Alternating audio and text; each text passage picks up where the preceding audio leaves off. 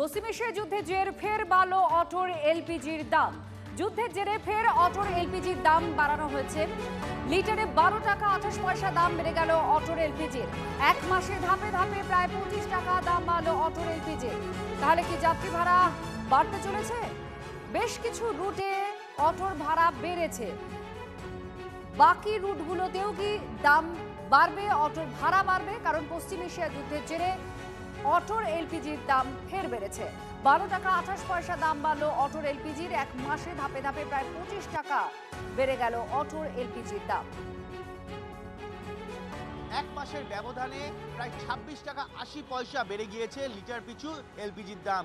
আজও প্রায় 12 টাকা 28 পয়সা বেড়ে গেল এলপিজির দাম। লিটার পিছু বারবার দাম বৃদ্ধিতে রীতিমতো চরম সমস্যায় অটো চালকরা। আমি ক্যারপাসার সুমিতকে বলবো দেখানোর জন্য, আমি যেখানে দাঁড়িয়েছি প্রিন্স আনোয়ার শাহ রোডের একটি পাম্পিং স্টেশনে।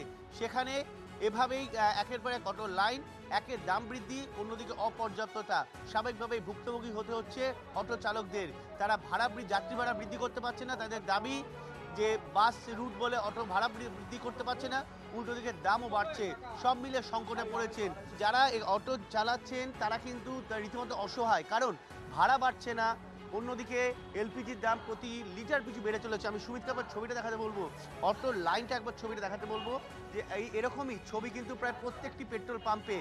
অটো যেভাবে লাইন দিয়ে দাঁড়িয়ে থাকছে, অপর্যাপ্ততা, অটোর এলপিজি পাওয়া যাচ্ছে না, অন্যদিকে এলপিজি পাওয়া গেলে যেভাবে দাম বৃদ্ধি হচ্ছে, সব মিলিয়ে চরমতরম সমস্যায় পড়েছেন যারা নিত্যদিনের অটো চালক। ক্যামেরায় সুমিত দাসের সঙ্গে সায়ন্ত ভট্টাচার্য, টিভি9 বাংলা, কলকাতা।